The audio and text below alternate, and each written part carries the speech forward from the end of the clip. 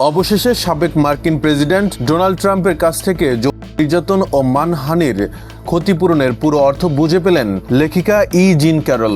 সুদসহ প্রায় $56,25,000 এখন ক্যারলের হাতে। প্রায় 3 বছর আগের আদালতের রায় মেনে ট্রাম্প এই অর্থ পরিশোধ করতে বাধ্য হন। ট্রাম্প মামলাটি সুপ্রিম কোর্টে নিয়ে অর্থ পরিশোধ ঠেকাতে চেয়েছিলেন, কিন্তু শেষ রক্ষা হয়নি। আদালত সরাসরি ট্রাম্পের সেই আবেদন খারিজ করে দেয়। 82 বছর বয়সী ক্যারল এই অর্থ তার অবসর জীবনের জন্য জমা রাখবেন।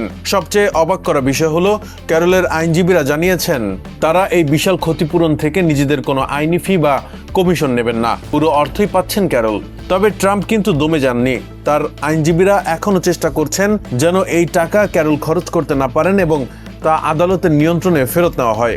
এদিকে ট্রাম্পের বিরুদ্ধে আরেকটি মামলায় $8,30,00,000 বিশাল জরিমানা ঝুলছে, যা ঠেকাতে ট্রাম্প প্রেসিডেন্সিয়াল ইমিউনিটি বা রাষ্ট্রপতির দায়মুক্তির আইনি লড়াই লড়ছেন।